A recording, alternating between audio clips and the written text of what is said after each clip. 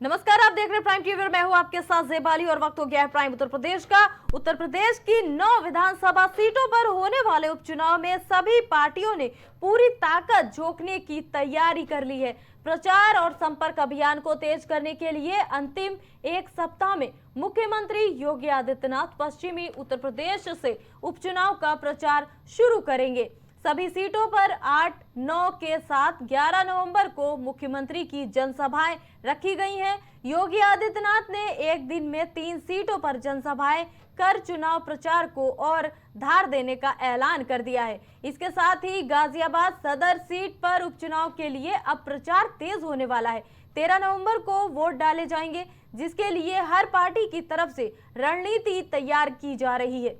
5 नवंबर को सपा मुखिया अखिलेश यादव के कार्यकर्ताओं में जोश भरने के लिए गाजियाबाद आ रहे हैं और वो इंपीरियल गार्डन में कार्यक्रम करेंगे। इसकी तैयारियों में सपा के नेता जुट चुके हैं। साथ ही सांसद राहुल गांधी भी कल रायबरेली के दौरे पर रहेंगे, जहां वो कई योजनाओं का लोकार्पण और शिलान्यास करते नजर आएंगे और दिशा की होने वाली बैठक में शामिल होंगे। उत्तर प्रदेश में 9 सीटों पर होने वाले उपचुनाव के लिए सत्ता पक्ष के साथ साथ विपक्ष ने भी तैयारियां तेज कर दी हैं। हमारे साथ बातचीत के लिए कांग्रेस प्रवक्ता मनीष सिंघवी जी मौजूद हैं। सर, विपक्ष की क्या कुछ तैयारी हैं? 13 नवंबर को मतदान होना है 9 सीटों पर, क्या कहेंगे सर? देखिए, तैयारी हमारी ज़मीनी स्तर की है। हमने बूथ लेवल तक एजेंट्स बना लिए हैं। हमने हर जगह पर कांग्रेस ने संविधान सम्मेलन किए हैं, संविधान बचाओ संकल्प सम्मेलन किए हैं। हमने समन्वय समिति बना दी है और हम एक साथ बात करके 9 सीटों पर लगातार इंडिया गठबंधन को मजबूत कर रहे हैं। सपा या कांग्रेस का कोई बड़ा नेता अब तक सर चुनावी रैली किसी ने नहीं की सर, जबकि बीजेपी की ओर से सीएम, प्रदेश अध्यक्ष सभी लोग लगातार मैदान में हैं सर, क्या कहेंगे? लगातार काम हो रहा है और उस पर भी बातचीत हो रही है, जल्दी आपको पता चल जाएगा।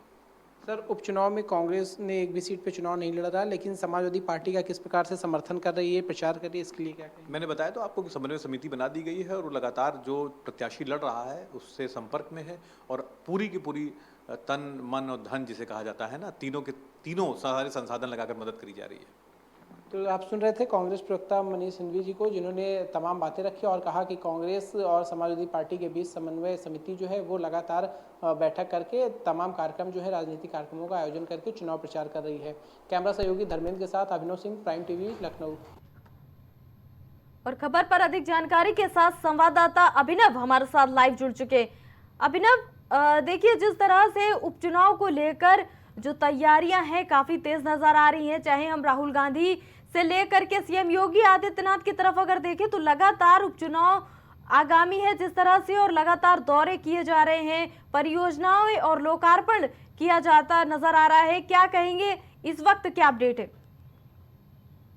बिल्कुल, देखिए, 9 सीटों पर 13 नवंबर को मतदान होना है। सत्ता पक्ष की बात करें तो मुख्यमंत्री योगी आदित्यनाथ, दोनों डिप्टी सीएम और बीजेपी के प्रदेश अध्यक्ष लगातार मैदान में निकले हुए हैं। आज बीजेपी प्रदेश अध्यक्ष जो है वो मीरापुर में चुनावी प्रचार कर रहे हैं। सीएम योगी आदित्यनाथ लगातार चुनावी प्रचार कर रहे हैं। 9 सीटों पे सीएम की रैलियां जो है वो प्रस्तावित हो गई है। वही बात करें अगर विपक्ष की, तो कल समाजवादी पार्टी के अध्यक्ष गाजियाबाद जा रहे हैं, वहां में वो कार्यकर्ताओं से बैठक करेंगे और जीत का मंत्र देने के लिए सपा अध्यक्ष कल गाजियाबाद पहुंच रहे हैं। आप तो देखिए, अब चुनाव में बहुत ज्यादा वक्त बाकी नहीं है और 13 नवंबर को वोटिंग होनी है। तो 9 सीटों पे सत्ता पक्ष और विपक्ष दोनों ने अपनी तैयारियों को बल दे दिया है। हालांकि सत्ता पक्ष की ओर से तमाम नेताओं की जो फौज है वो लगातार मैदान में है, लेकिन विपक्ष में अभी भी देखिए समाजवादी पार्टी अब तक प्रचार में नहीं थी। अब समाजवादी पार्टी ने भी आज से प्रचार शुरू किया है। सपा के प्रदेश अध्यक्ष श्यामलाल पाल जो है वो आज मीरापुर में चुनाव प्रचार कर रहे हैं। कल कानपुर में शिवपाल यादव ने देर रात तक प्रचार किया। कानपुर की वहां जो प्रत्याशी इरफान सोलंकी की पत्नी नसीम सोलंकी के लिए सीसामऊ सीट पर शिवपाल यादव प्रचार करते हुए नजर आए। वहीं अब अखिलेश यादव कल देखिए गाजियाबाद जा रहे हैं। तो जिन 9 सीटों पर ये चुनाव होना, उन 9 सीटों पर सत्ता पक्ष और विपक्ष ने अपनी तैयारियों को तेज कर दिया है। कांग्रेस पार्टी कह रही है कि हम लगातार समन्वय बैठक करके समाजवादी पार्टी को समर्थन दे रहे हैं, पूरी ताकत लगाए हैं। हालांकि कांग्रेस नेता रायबरेली से सांसद राहुल गांधी भी यूपी आ रहे हैं। तो देखिए, निश्चित रूप से कहा जा सकता है कि विपक्ष ने भी अपनी तैयारियां तेज कर दी। हालांकि अब तक कांग्रेस किसी सीनियर लीडर की चुनाव में रैली प्रस्तावित नहीं है और ऐसा माना जा रहा है कि कांग्रेस पार्टी का कोई सीनियर लीडर इस चुनाव में प्रचार नहीं करेगा, क्योंकि उपचुनाव में को कांग्रेस बहुत ज्यादा मजबूती से देखती नहीं है और इस चुनाव में कांग्रेस लड़ भी नहीं रही है, सिर्फ वो समाजवादी पार्टी का समर्थन ही करेगी। तो समाजवादी पार्टी और भाजपा के बीच सीधा मुकाबला है 9 सीटों को लेकर। जो ये पूरी कह सकते हैं रस्साकसी दोनों दलों के बीच चल रही है। अब इसमें क्या कुछ होता है आने वाले समय में पता चलेगा। 13 नवंबर को ईवीएम में प्रत्याशियों की किस्मत जो है वो कैद होगी और फिर जो 23 नवंबर की तारीख ये तय करेगी कौन विजयी होता है। जी देखिए अभी ना बस 7-8 दिन का वक्त, 8-9 दिन का देखिए जो वक्त बचा है 13 नवंबर को, क्योंकि वोट डाले जाएंगे और 4 तारीख हो चुकी है। क्या कहेंगे आप, जिस तरह से अब कहा जा रहा है बहुत कम समय, पहली चीज तो बचा है, और दूसरी चीज ये कि जिस तरह से जो और तैयारियों की अगर हम बात करें, जैसे जनसभाएं की बात हो रही है, उसको लेकर क्या अपडेट है, किस तरह से उसकी तैयारी की जा रही है और इन जनसभाओं में क्या कुछ किया जा सकता है? बिल्कुल, देखिए 13 नवंबर को मतदान होना है, उसके 2 दिन पहले जो चुनाव प्रचार है वो थम जाएगा।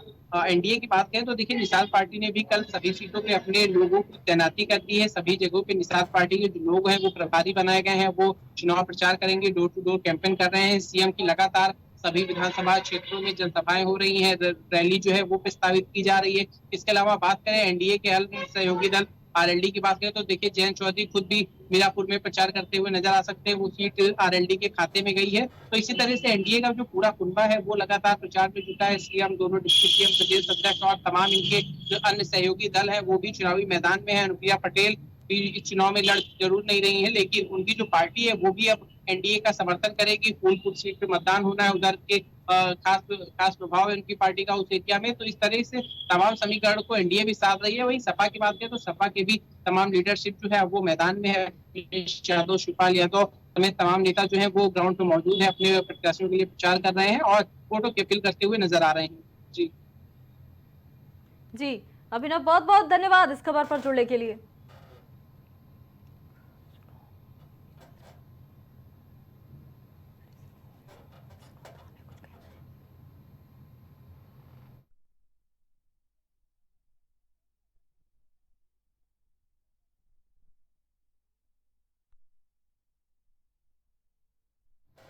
बांदा में राष्ट्रीय पत्रकार सुरक्षा परिषद के बैनर तले पत्रकारों ने कलेक्ट्रेट में जोरदार प्रदर्शन किया।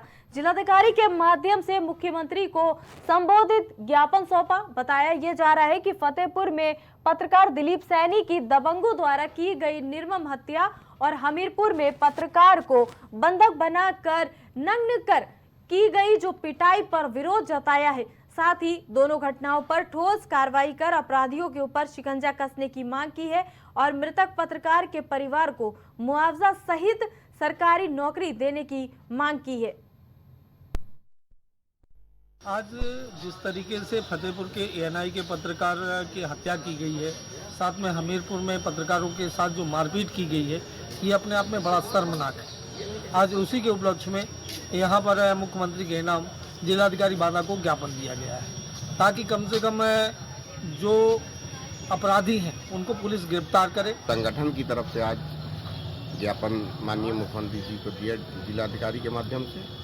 उसमें 2-3 मांगे पत्रकारों की सुरक्षा के लिए रखी हैं हमने, जैसे कि फतेहपुर में हुए पत्रकार हत्या में जो उसको 50 लाख के मुआवजे की मांग किया है। हमीरपुर में सरीला चेयरमैन द्वारा जो अप्रिय घटना की गई है उसमें कड़ी से कड़ी कार्रवाई करने के लिए प्रशासन से मांग किया हमने। दिवाली, गोवर्धन और भाई दूज की छुट्टियां खत्म करके लोग अब अपने गंतव्य को लौट रहे हैं। रविवार को यमुना एक्सप्रेसवे के जाबरा टोल प्लाजा पर साफ दिखाई दिया कि यमुना एक्सप्रेसवे पर वाहनों की रफ्तार थम गई। हजारों वाहन रेंगते नजर आए। आगरा से लेकर जाबरा टोल पर दोनों साइड 1.5 किलोमीटर तक की लंबी लाइनें लग गईं।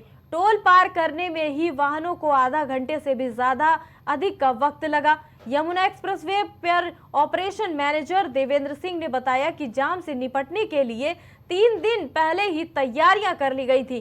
कोशिश ये की गई कि किसी वाहन को ज्यादा वक्त टोल पर ना लगे। टोल पर अतिरिक्त कर्मचारियों की ड्यूटी भी लगा दी गई।